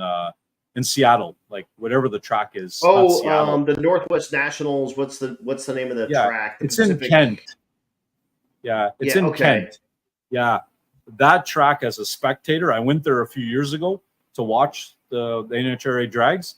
It's a great facility because they have all these huge pine trees on the side, and you get this awesome shade. So like you can go stand out by the track, get in a bit of shade. It's like a little bit more old school. It's not like going to a super big track, like going to, I don't know what, going down to Arizona or California to Pomona, like it's not like that, It's kind of more just old it's school still looking. just little bitty old school, has that feel, but still on all the big track amenities. Yeah. So I like that track. Plus I'll call it close to me. Like, I would go down to BC and jump on my motorcycle and then drive down into Seattle, right? Like it's close, a couple of days away, It's close. Yeah, only 2 days, no big deal. Yeah. No big deal. I deployed out of Washington State, out of Fort Lewis up there, and we took a vacation up for Thanksgiving, and went up to Vancouver. Well, we didn't know that you do Thanksgiving a different day than we do Thanksgiving. That's right. So we cruised up and we were like, we're gonna find some turkey somewhere. We found no turkey, dude. We wanted turkey for Thanksgiving. That's what we do here in the States. And we ended up finding a bar that had a turkey pot pie. And we ate turkey pot pies. But we went to I was in the Army. I was a single kid. I was 20 something with a bunch of 20 something year old dudes in a car we rented, 5 deep, all 5 of us in Vancouver. And it turns out that they're doing the Grey Bowl that year, which is Canada's Super Bowl for their Canadian Football League. And it was in Vancouver that year. And so it was hopping. It was crazy. We had no idea. And we ended up at the strip club, and Aerosmith was there. And they bought us shots. It was awesome. Wow. Cool. It was an absolute blast. Yeah, I bet. Yeah, Vancouver's there's good places to party there. I mean, I'm more because I'm from Montreal originally, or this part of the world, I think Montreal's better, but Vancouver's got some pretty good in summertime. There's some pretty good stuff. Like when I went to Expo there and the Olympics a couple of years back there in the early 2000s, and that was a good party time. So yeah, they know how to party outside. Yeah, hell yeah, they do. Ed Hohenberg says that's cool. Drink. Yeah, drink. I guess so. Let's go. What's Matt saying? Number 5 Orange. What's that? Oh, I think that's a place. I think that might be a strip club. Yeah, we call them tit pits over here, but okay, that might be that. That might be where we hung out with Aerosmith, possibly. Probably. It sounds familiar. Yeah. Either way, it was crazy. It was super awesome. Had a great time. That was like my first real Canada experience, and it was wild. We basically spent. It's like our whole leave for Thanksgiving, which would have been Thursday, Friday, Saturday, Sunday. We had to be back Monday morning. So we had 4 days of just debauchery with just whatever we wanted to do. It was all good, and we thought we were rich as hell because our money was worth more money there. It still is. You guys are still 30%, 35% richer when you come up here. No, it's crazy, man. It's super awesome. Yeah, whatever. And strip clubs, you guys don't have paper $1 bills. Not anymore. There's loonies and toonies. Yeah. So I was like, what a ripoff, man. Like you gotta pay them 5s. But you get a lot for $5 up there. And really when you did the conversion, it was like $3.75. So anyway, if you're a connoisseur, check out. Well, in Canada, Vancouver. we don't have the same rules as you guys about the women wearing certain amount of clothes. Yeah, it doesn't work like that here. No, there's a whole different set of rules in Canadian tip bars. Yeah, that's right. I'm just here to tell you. Yeah, thanks. I've never been. It's good to know. Here for you. Wow. Help you out. Trailer or no trailer? For during the drag and drive? Right. I wish no trailer, but the trailer it helps the turnaround because you're not putting everything in and out. I still don't understand how Rich, like, he can show up after me and his car's ready before me and he's got a yard sale and then he leaves. He's packed up, ready to go before I am, and I'm like, I still don't get it. The guy's like, I think he's got a magic wand, really. Like, and things just like he turns it into a calisthenics game. It's like a workout for him. Yeah, he's like transmission, dink, rear end, dink, tricep, dink. Yeah. So, but I mean, I like having the trailer with me. It's just whatever. I got so much extra junk. Like, I can probably do an event with everything in the car, but then I'd just be taking in and out 10 times, and I just don't want to do that. Right. Yeah. I understand that. I'm Plus a trailer guy. Yeah. Trailer makes the car sit just right too, because I got those big tires and it sits jacked up when there's no trailer, and then it brings the car back down so it sits right. You got to look cool while you're doing it. Yeah, I mean, that's like 3/4 of this is looking cool. I mean, going fast is one thing, but looking cool, that's right. Pretty much everything. That's right. I mean, if you look like a dork and you're running eights, then you're no just one cares. A dork that runs eights. Yeah. Right, exactly. If you look good and you run 9 anything, with an Olds, you're just a cooler dude. Yeah, and hubcaps. Yeah, hubcaps going down the track, and yeah. No, it's all good. Yeah, it's all good. Big Lot Bob says emptying the car is the co-pilot work. Let the driving talent focus. Well, yeah. I don't always have a co-pilot though. Sometimes I do. Yeah, well, if you're on your own co-pilot, you don't want to give yourself more work. So I understand. I get it. That's right. It cuts into the taco time. That's true, because tacos on a drag and drive. If you've read any of the weekly Rikis on the Sick the Mag weekly updates, you know that the seedier the place, the better the tacos. And that's right. Taco trucks on a drag and drive are ideal. You need to do it. Yeah.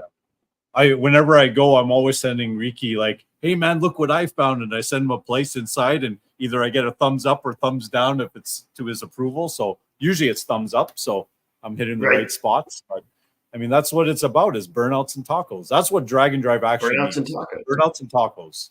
And then you hang out with your friends. That should pretty much be the name of your new company that is just drag and drive focused. Yeah. And it's just going to be burnouts and tacos. Burnouts and tacos. I don't know what you're going to sell yet, but we'll come up with something for you to make a profit doing burnouts and tacos. Yeah. That's right. Yeah. I can't wait. Make it work. Yeah. Guys, I'm getting down to the end of my questions. If you've got questions, throw them up in the comments there. Man, I've had 3 beers. I'm like right on the edge there. Right on the of maybe just being a little bit drunk, which is great. Good for you guys. You're welcome. Ed Hohenberg says bacon and ice cream. Yeah, it's you add bacon and ice cream to tacos. It's pretty much, you're talking, drag and drive. Bacon was the first. That was Derek, or I'm sorry, not Derek Putnam, the announcer, but Gary Putnam, who I had on my show just a couple of weeks ago, when he brought the bacon to Freiburger and Loans, it became the thing. Yeah. I did the ice cream on the nipple. That was my move. I know. And Riki's bringing the tacos. So yeah, burnouts and tacos seems like a great card, man. I agree. Yeah, I agree. John Stonesucker wants me to have 4 beers because he doesn't have a car to get running tomorrow. Yeah. Thanks, John. Yeah. You jerk. P.S. The Malibu is super duper close. Need to bolt the wheels on, bleed the clutch, put a shifter in, and I'm probably going to try to drive it tomorrow. So here we go. Sweet. The question I gave you a heads up on. Yeah. What is your favorite drag and drive car? Which car would you take home with you if you had the chance? I'm just looking at Jason King's. I'll answer that in a sec. One of them, there's so many, but one of them has to be the 55 of the Havlicks. That car is so sweet. Just looking there, that car is badass. Just the way it sits, the way it looks. First time I saw that car, I was just like, man, that's a car. and then you find out how fast it goes, which is like incredible, right? Like that to me, that's just like the ultimate cool car, drag and drive car, like just everything, right? No, I agree. Yeah. It looks fast just sitting there, and then it runs, Yeah. and it's faster than you thought it was. Yeah. And you're like, and it's so basic, like it's not over the top, but it's just badass. That's a badass car. Yeah. Yep, and it's that nice dark silver gray color. Gray. It's just such a It's like a charcoal. Yeah. Yeah. It's such a nice car. I love that car a lot. Yeah, you can twist my arm to if I had to take one car and here, you want this one? I wouldn't say no. So I'm surprised it's not an Olds, to be honest with you. But when that car's around, that's just pretty sweet. I get it.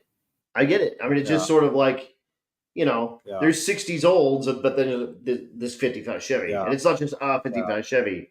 It's this 55 Chevy. It's an uncut.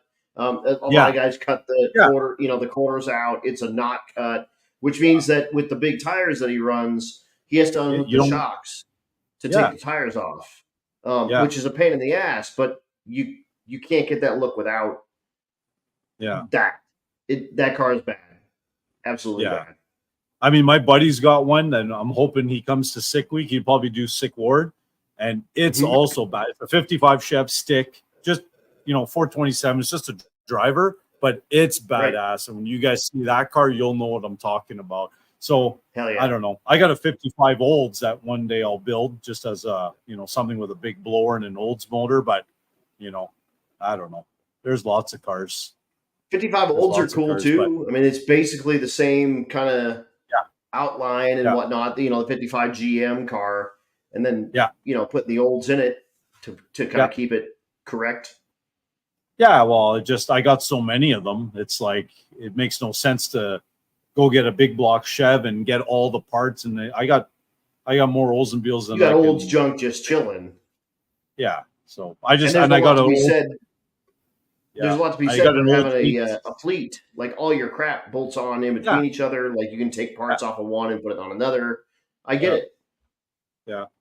Well, that's what I do with these 367s here. Like I'm playing musical parts. I take the parts I need for this car off the nice one, and then this one's got super clean, like the wire harness that I don't need anymore goes on my other car, like everything. And I need another engine. Well, that one needs an engine, so put this one there and buy a new engine for this. Like I'm not wasting nothing. Nothing sits on the ground. Everything goes in a car. So that's the best way. And honestly, like if you've ever pushed a car around that didn't have an engine in it, it's so much nicer to turn the key and move it, even if it's just a stock motor. Stick with me, man. Make your crap run. Even if it's got nothing, like you'll drive it once in a while and then you'll stay in love with it. The second you take the motor out of it and you sit it, dude, it's the kiss of death. You're it becomes convenient for you to not work on it. So that's right. If it runs and drives and moves, even with a stock motor in it, even if it's just literally to pull it in and out of the garage so you can like clean it, do it. Put a motor in it. Make it happen. And then just jump in it and then come down to Sick Week in Florida and come drive your junk. Like, just do it. Like, really. There was a guy that made a post, I don't know how long ago, like they were asking about, I don't know if it was on Rocky Mountain Race Week or on Sick the Mag, but they're asking like, what's the budget for, going to a drag and drive and hotels and all this junk. And I just answered it in there. I'm like, spend all the money you have. You'll never be upset that you did to go do a drag and drive. Don't worry about the money. Take your money, spend it, and you won't regret it. Right. Because it's the best time you'll have. It's the best time you have. If you do it once or two times. And if you break it down, if you're going to do a vacation, it's the same money. I mean, you're going to be sending, it's probably a little less actually. Yeah. You're still going to be, staying in hotels. You're going to be buying gas. It's part of the deal. Like vacations cost money, but who doesn't want to be in Florida in February? Yeah. Or just like when we did Death Week, that was the best I think ever because we got to go see awesome places. You get to hang out with your buddies. You get to go drag racing, and it was like a smaller community. Like we all ended up in the same place. We'd cruise together between 3 and 5, 6 cars. And then at night you're with 60 other guys and girls, like that's why Route 66 is going to be, 666 is going to be awesome. Like it's a totally different. Is that your, what's that? Sorry, is that your next event? That I'll be competing in. Yeah. Like I think I'm going to try to make Drag Week as a helper or a co-pilot if I can. I got an NMCA race that weekend at the Friday, Saturday of the end of Drag Week, but I'm hoping to be there, but not competing with my car. But 666, yeah, for the car. And then I don't know, this weekend is that one in New York State. I just don't know if I have time. I might have to go to work, so I don't know if I can make it or not. Work. We haven't figured out exactly. How old are you? Yeah, that's right. That's right. Yeah, that's right. I have an age. I am old. Yes, sir.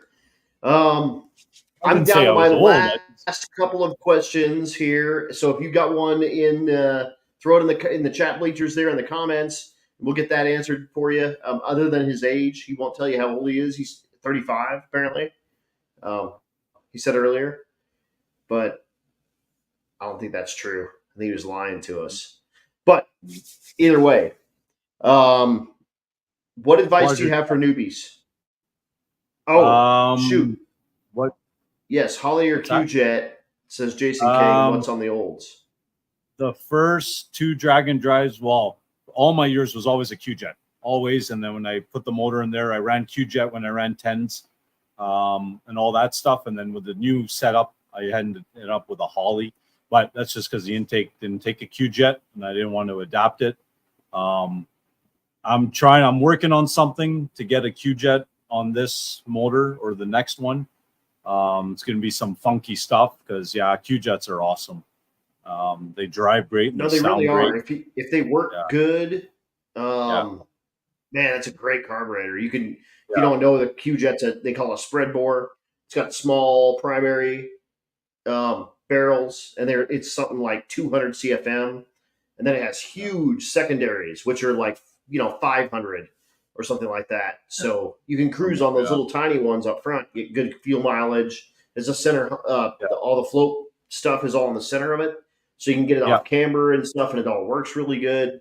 And then the secondaries open, and they have a vacuum type secondary. It's a weighted blade that opens on top of it, so you don't need a double pumper type situation with it. So if you can make them work, man, it's a really, really, really good carburetor. They're just sort of known for wearing out like the throttle shafts, and you start getting vacuum leaks and crap like that, and they start working weird. But if you can keep that stuff tight. Well, my buddy just says that's more airflow for you. If you need more airflow, you just let all that shit leak, and it'll just pull air through the shaft. Yeah, it's all good. Yeah, who cares? You need more air anyways. That's why it's leaking. It needs more air. Actually, that was a thing that they used to do back in the stock eliminator days. Is they would do like a vacuum leak. Yeah. So it would pull more air. They would just jet it for that vacuum leak. That's right. Yeah. No big deal.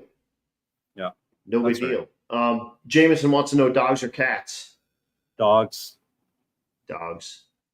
Yeah, and real dogs, not like mops, like dogs. I like dogs. Not a cat that's dressed as a dog, but a dog. That's right. Yeah. Okay. All right.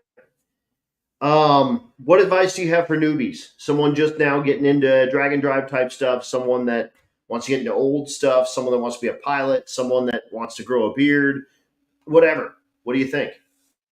Well, growing the beard's easy. Like I shaved this morning, and this is what happens. I was going to say, you just go, and it just shows up. Yeah. So, but for a newbie, really, like when I went to my first one, like everything I was thinking, and just jump right into it. You're gonna have a blast because everybody there is doing the exact same thing. We're all as crazy as everybody. Doesn't matter what your car is. We all have the same problem, right? The needle stuffed way up into the vein in your arm. The addiction, you know what I mean?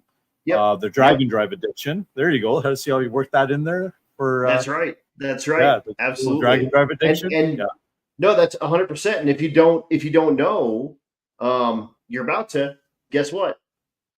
Yeah, that's right. So really, there's like, don't hold back, enjoy it. Just go. Don't be scared of it. You know your car. You know you want to do it. Just do it.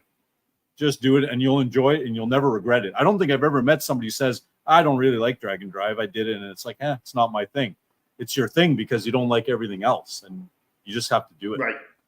Yeah. It ruins everything else because it's just so much fun. And like, I mean, Everything else sucks. you know, like drag racing is a thing, and it has its place. Like if you just have a drag car, like man, that stuff is fun. It's super duper cool. Yeah.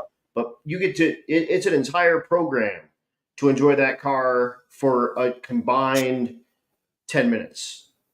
You go on a drag and drive, dude, you're hundreds of miles away, or almost 1,000 kilometers for all you that are tuning in from the north. Away from your 49 shit. parallel. Yeah, exactly.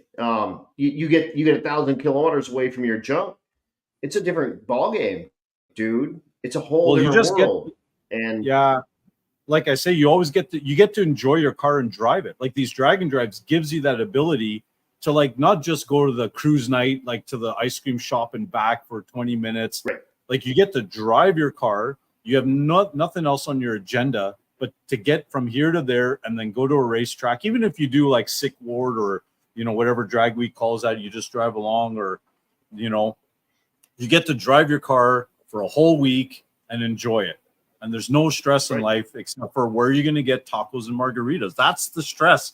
I'm always looking for the best, shadiest place. Like that's my stress at a drag and drive. It's to find tacos. Exactly. Like where, because where can you get the best tacos and like what's your taco? What's your taco filling of choice? It's just, so usually it's either like, I'll just stick with chicken at first, but I mean, I don't mind having asada or what's the what do you call it there? Whatever. But it's just cilantro and onions, and that's it. On any of the ingredients, whatever meat, cilantro and onions and corn tortilla, and that's it. That's and just, you're done. Right. Classic, that's all you need. Classic street taco, small, 3 of them with a margarita. Man, there's nothing better in life. Now I may freak you out here, but you have to try lengua taco. Try what? Lengua. What's that? Never heard of that. Oh yeah, okay, yeah. It's cow tongue. Yeah, I think I've had cheek before.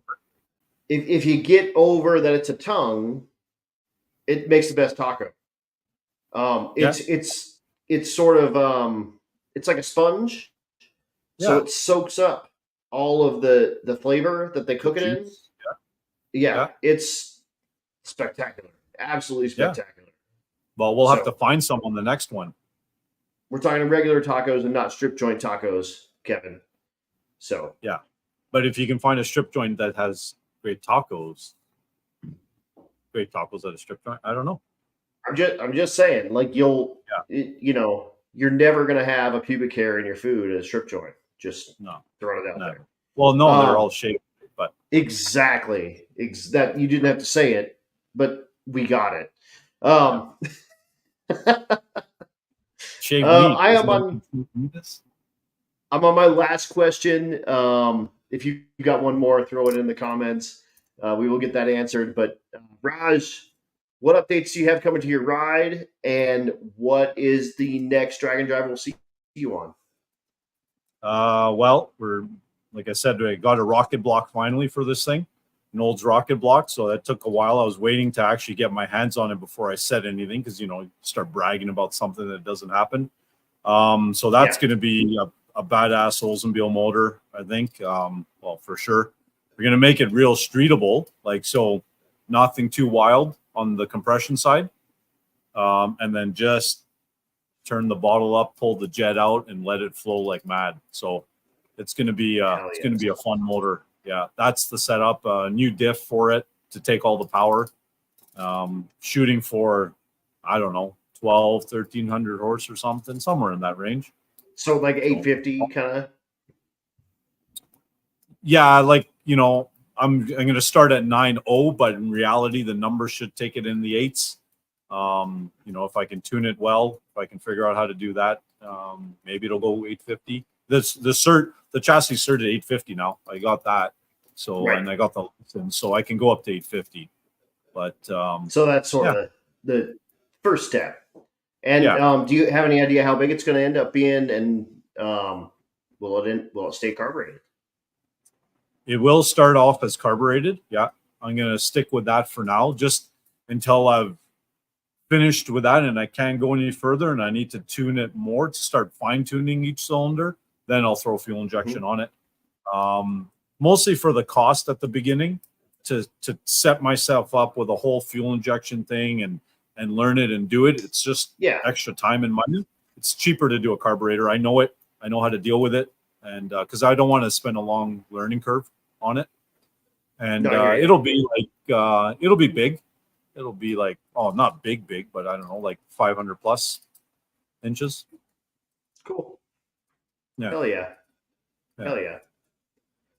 Sweet, dude. Well, I'm set. I'm done. Life is cool. Sweet. We like almost 2 hours into this thing. We've like rocked through this, and time just passes like crazy. And you just get talking to your people, and we could go another 2 hours probably. Would be my guess. I would need 3 more beers and whatever. It would be good. But dude, Raj, thank you so much for joining me here, and thanks for rapping with us. And talking with us about all your insanity and getting yourself into Oldsmobiles and being an idiot and spending your time on drag and drive and just like all the other idiots, I'm just hanging out with all the rest of you here also. No, exactly. It's like the best like group therapy that exists because you've got idiots that are like you doing crap that you're doing. We all got the same problem, and that's what's great about it.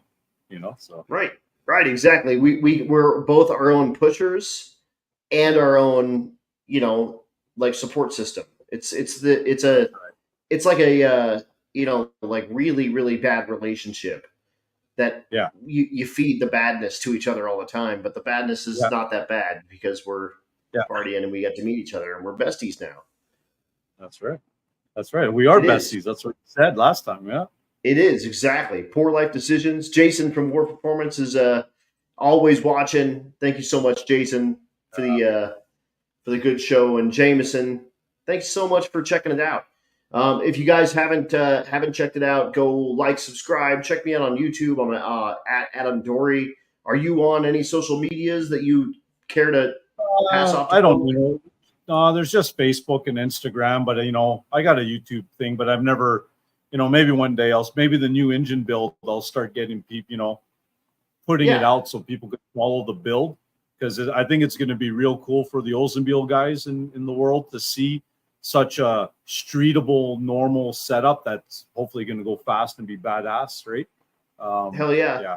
You kind of, you give them the recipe, and if you put it on YouTube, it's there forever, and why not? That's so just like this thing now. It's just you can hot lap this all you want. That. So it's it's totally. You made 25 passes in a day, right?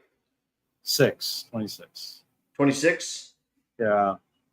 Back to back. Yeah, that's wild. And every one of them a nitrous pass? Every one of them what? A nitrous pass? Oh yeah. Every one, and it was within like hundreds to thousands every run. I was trying to hit one specific thou, and it would either go a little too fast, a little too slow when the suspension unloaded. So I was just chasing like hundreds. Sorry, I was chasing hundreds, with 26 in a row. So yeah. You're wild. You're a wild man. Well, you got a good motor. Yeah, and you don't have to spin it hard, and you got yourself an orange helmet. So, dude, congratulations, and I hope we cross paths very soon, because this has been fun. And hopefully everyone kind of, if you run across Raj, he's a aggressive looking dude, but he's a pretty nice guy. Like, you can go talk to him and say hi. I promise you. Like, don't let the beard scare you off. Like, he's probably not going to stab you. Probably not. He might. Probably not. You never know. Probably But dude, like I said, thank you so much for coming on. This was an absolute blast. I'm going to throw you in the background, say goodbye to everybody, and then I'll say goodnight to you. Yeah. All right. Awesome, man. Thank you so much. Great.